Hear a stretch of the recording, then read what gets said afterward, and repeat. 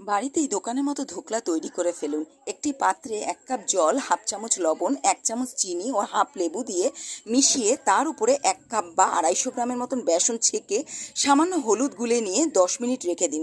তারপর তাতে একটা ইনোর প্যাকেট ঢেলে দিয়ে আবারও ভালো করে মিশিয়ে একটি কেক টিন বা যে কোনো একটি বাটিতে জলের ওপরে ভাপে বসিয়ে দিন। 30 মিনিটের মতন হতে হবে। তারপর দেখে একটা কাঠি ঢুকিয়ে চেক করে নিতে হবে। কাঠিটা যদি শুকনো বেরায়, ব্যাস রেডি। তারপর 10 মিনিট একটু স্ট্যান্ডিং টাইমে রেখে দিন। পাশে আরেকটি পাত্রে কড়াইতে একটু তড়কা রেডি করে ফেলুন।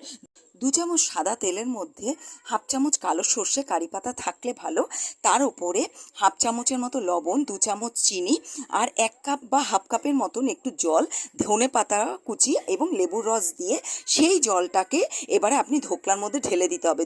ঢেলে দেওয়ার পরেই দেখবেন রেডি হয়ে গেছে আপনার ধোকলা। যে কোনো চাটনি বা সসের সাথে পরিবেশন করুন। ভালো লাগলে একটি লাইক দিয়ে চ্যানেলটিকে সাবস্ক্রাইব করার অনুরোধ রইল।